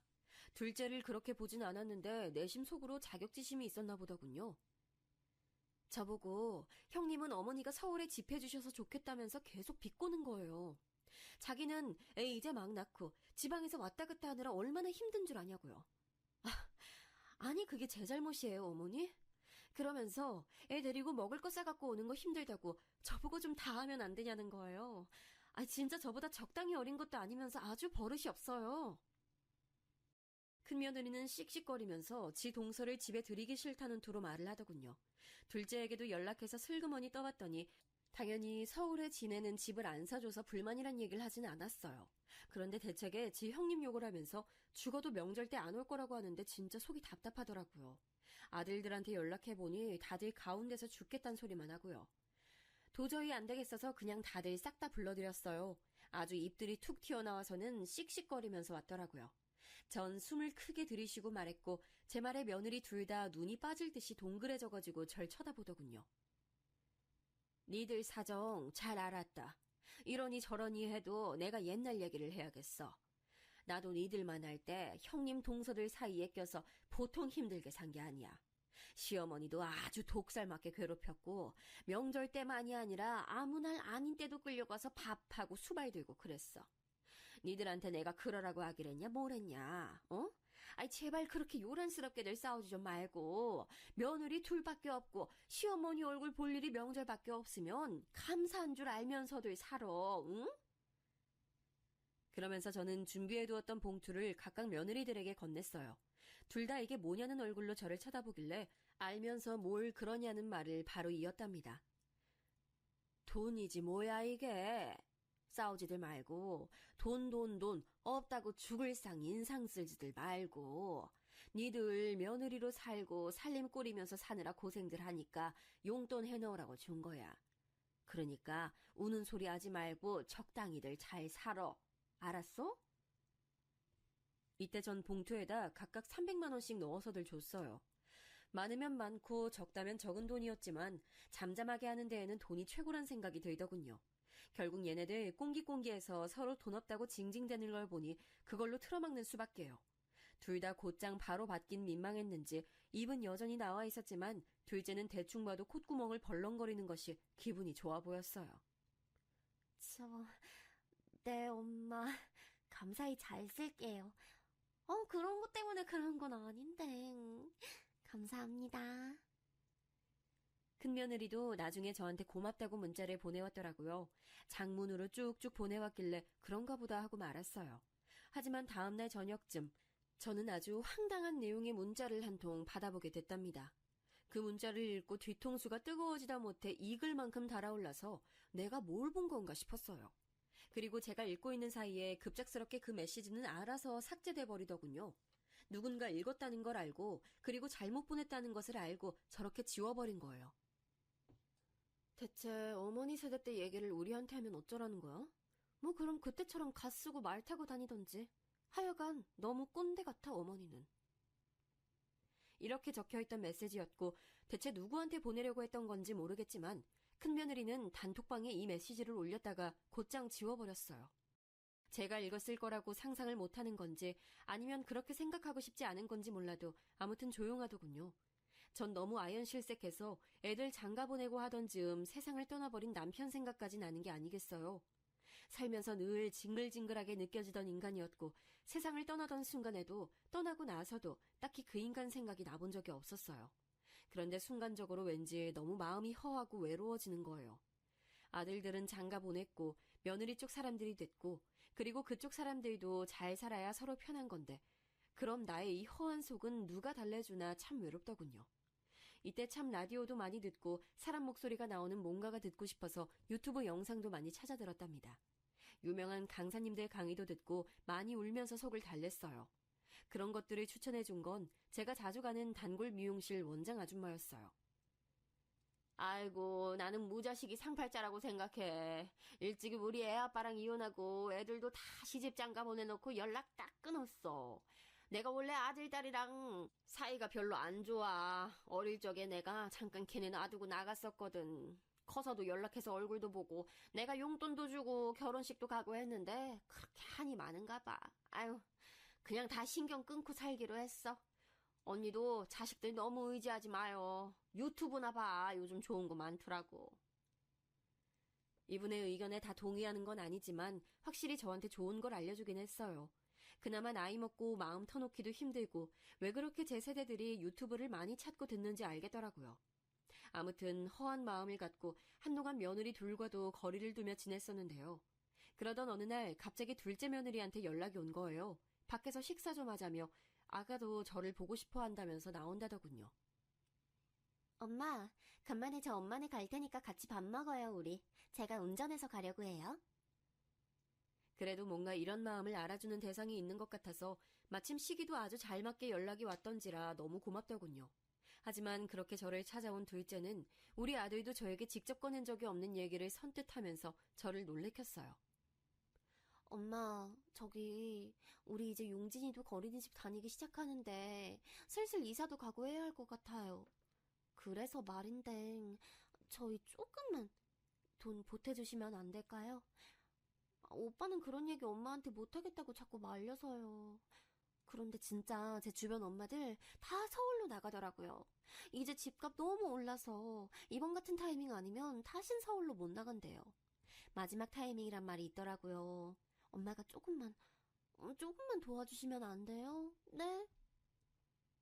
이 무렵 아들들 각자 직장이나 사업 사정이 좋진 않아서 영 살림이 시원찮긴 했어요. 제가 어느 정도 재산이 있다곤 하지만 무턱대고 그때마다 경제적으로 채워주고 싶진 않더라고요. 그런데 선뜻 둘째가 와서 이런 얘기를 꺼내니 좀 당황스럽더라고요. 전 곧장 거절을 했답니다. 당연히 둘째 반응은 좋지 않았어요. 그렇게 이사를 가야 할 정도로 갈급하면 애를 맡겨두고 일을 해서 돈을 모으던가 했어야지. 아이, 준비된 때에 결혼하라고 해도 니들이 그 시기에 했잖아. 얼마 전에 네 살림 보태주라고 준 돈도 적은 돈 아니야. 다들 그렇게 사는 거지. 남들이랑 형편을 어떻게 다 맞춰가면서 사니. 이 말에 둘째는 바로 시무룩한 표정이 되더니 계속 꽁얼꽁얼 불만을 얘기했지만 더더욱 들어주기 싫더라고요. 그래서 전 더 허해진 마음을 안고 그냥 일어나서 자리를 피했습니다. 집에 와서도 어찌나 속상하고 서글프던지 이런 일이 아니면 얘가 굳이 여기까지 올 일도 없구나 싶어 허무하더군요. 그 뒤로 둘째도 기분이 상했던지 연락도 잘 안 하고 다 같이 만나는 명절 때도 눈도 안 마주치려고 하는 거예요. 참 이래저래 저는 시어머니한테 잡혀 살던 시대였는데 며느리 눈치까지 보며 살아야 하는 세대가 된 것 같아서 속상했습니다. 그런데 그리 머지않아 저는 결국 그 돈을 대주었고 얘네들이 서울에 집을 얻도록 해줬네요. 이렇게만 놓고 보면 잔뜩 삐진 저 모습을 달래주느라 또 그랬냐고 생각하실 텐데요. 절대 그런 이유가 아니었어요. 그럴 수밖에 없는 답답한 사연이 있었답니다. 둘째 아들로부터 연락을 받게 된 거예요. 첫 마디부터 제 가슴이 쿵 떨어지게 하는 말이었어요. 엄마, 저기 용진이가 많이 아파요. 정신이 없어서 요즘 연락도 못했네요, 엄마. 뭐? 어디가 어떻게 아픈데?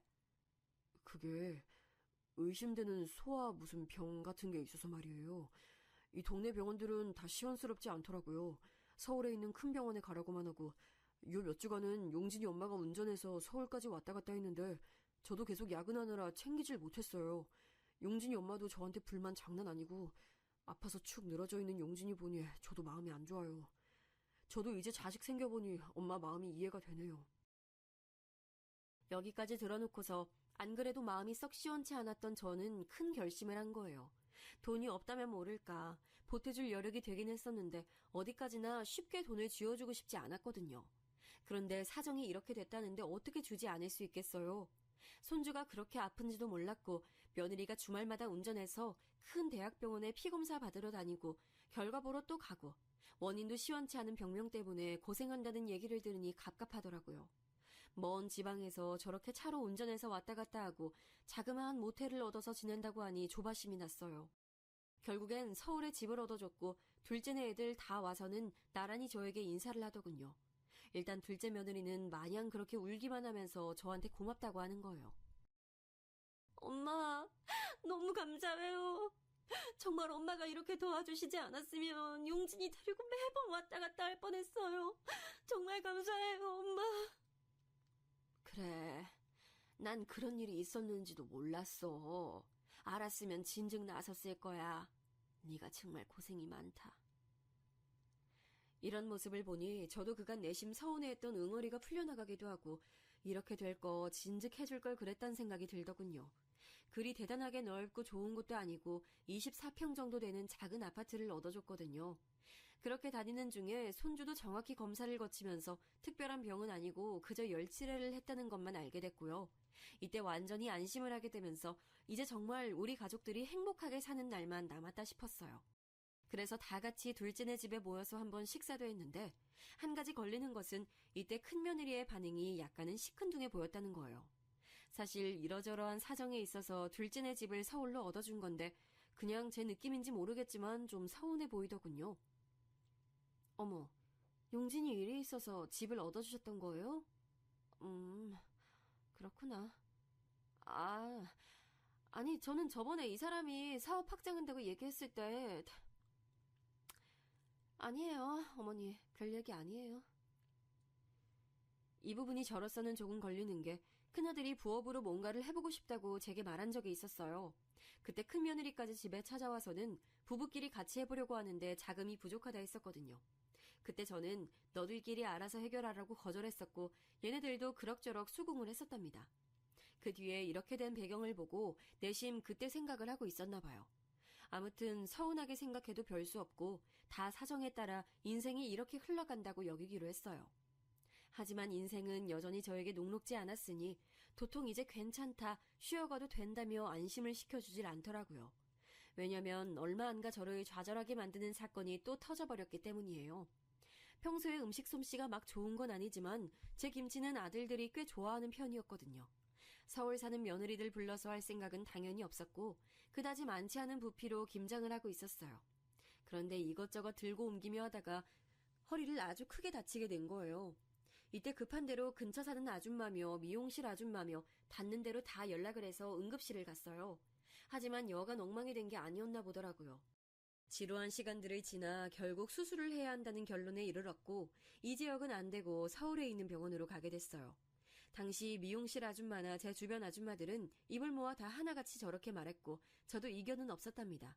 그런데 상황은 전혀 그렇게 가주지 않더라고요. 언닌 뭐 걱정할 게 있어? 노년에 돈도 있겠다. 아들들이 있고 며느리들이 있고 다들 그 좋은 서울집에 살고 있겠다. 아이 거기서 떵떵거리면서 병원에서 요양하면 되는 거 아니야. 아우 부러워.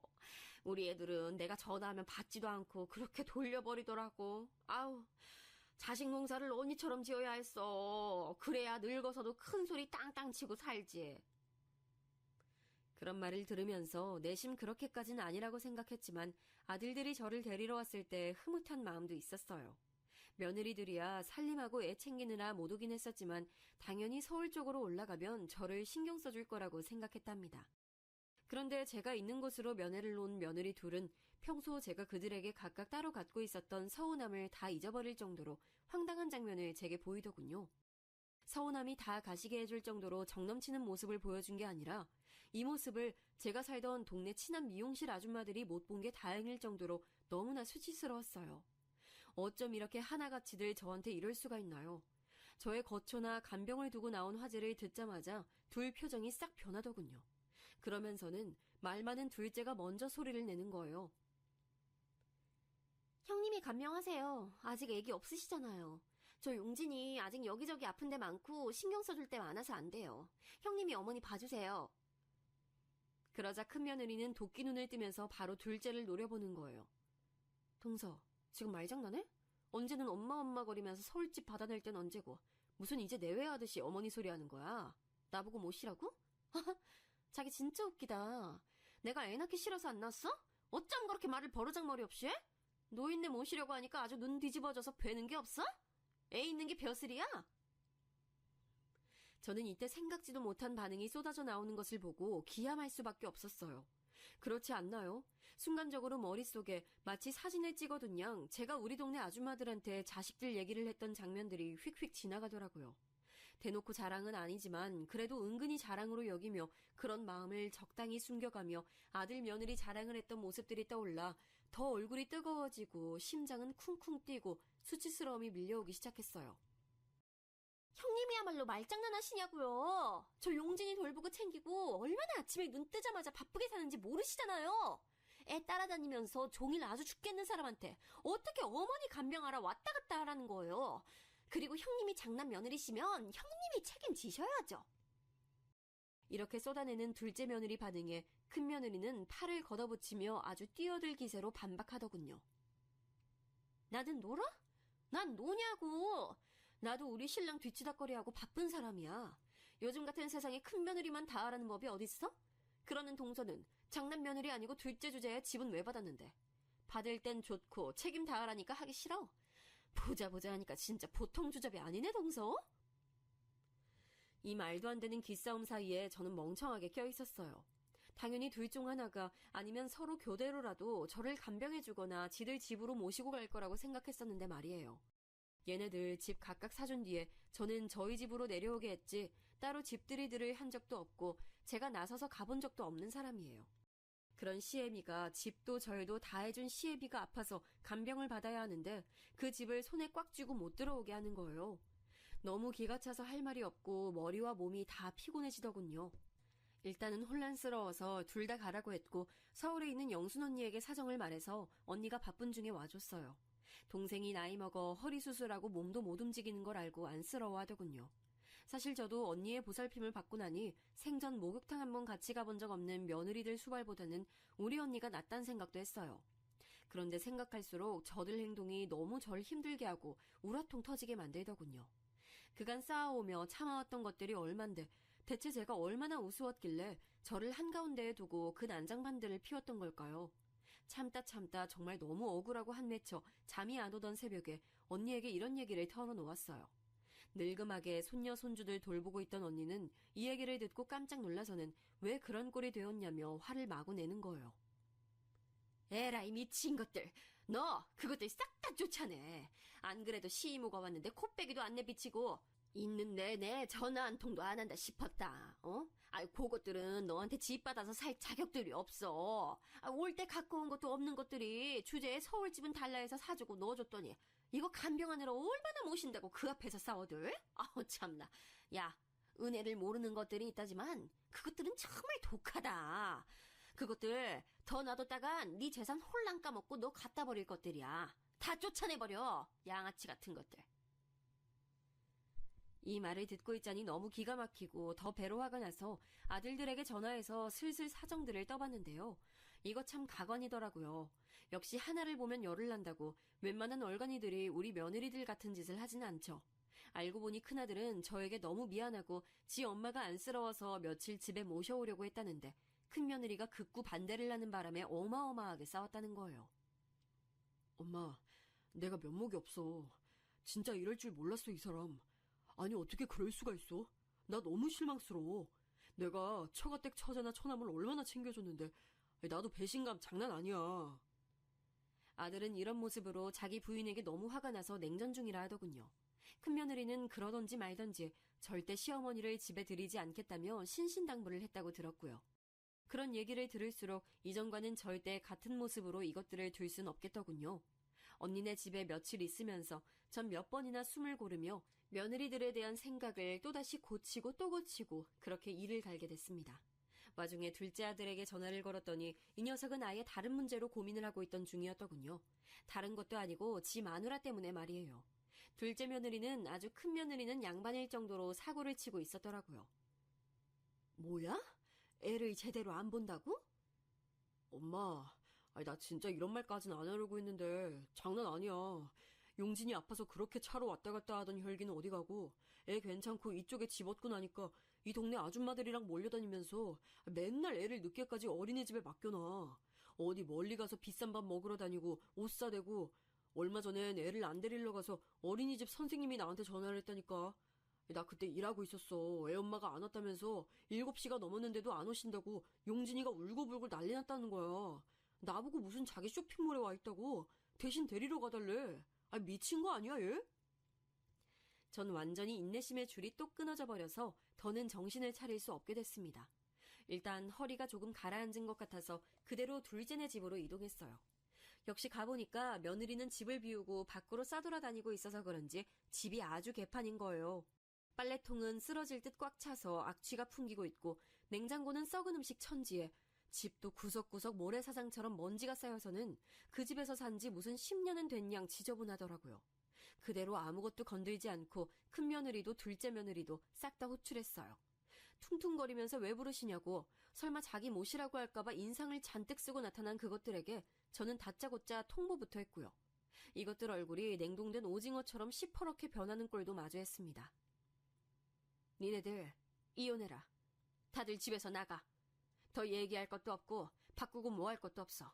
무슨 말인지 알지? 가진 거 없이 왔으니까 빈몸들로 나가. 제 말에 인상만 잔뜩 쓰고 서로들도 안 쳐다보던 며느리들은 눈이 크게 뜨여서는 아주 어언이 벙벙해 보이더라고요. 차마 뭐라고 말을 못 대고 있길래 이어서 말했어요. 내가 니들한테 뭐 그리 많은 걸 바랬냐. 아파 죽겠어서 서울에 다니러 왔고 그거 좀 봐주고 니들 집에 한 며칠 있다 간다는 걸 그렇게 귀신 보듯 즐거버려 돼? 니들 필요할 땐 헤헤 어머니거리면서 니들이 수고할 생각하니까 그렇게 싫어서 죽일 듯이 싸워대? 나도 니들 싫어. 니들을 가족이라고 생각해서 집도 모두 내줬더니 돌아오는 게 이 꼴이면 차라리 이참에 찢어지는 게 나아. 잔말 말고 짐 싸서들 나가 얼른. 제 말에 둘째는 그 큰 눈에 눈물이 그렁그렁 맺혀서는 아니라고 제 발을 붙잡지 뭐예요. 아주 가증스럽게 말이에요. 엄마 왜 그러세요? 이혼이라뇨. 화나신 건 알겠는데. 아니, 제가 잘못했어요. 그렇다고 이혼이란 말을 하시면 어떡해요. 우리 용진이는 어떡하고요. 전 이 모습이 너무 역겨워서 곧장 말을 이었어요. 이 부분까진 말을 안 하려고 했는데 듣고서 옆에 있던 큰며느리도 기겁하더군요. 용진이? 네가 용진이 이름 올릴 자격이냐 있냐? 애 내팽겨쳐놓고 물통이며 도시락도 안 시켜서 곰팡이 쓸었다며.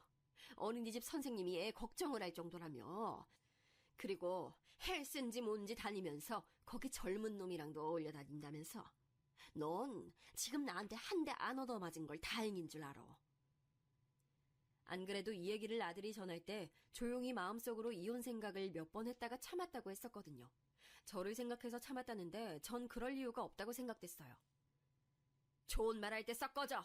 너랑 엮인 짐만 고스란히 들고 나가. 다른 거 건드리면 가만 안 놔둬. 둘째 며느리는 제가 여기까지 말하니 아주 어깨를 바들바들 떨면서 어쩔 줄 모르더라고요. 엄마. 내가 왜 네 엄마야? 시끄러!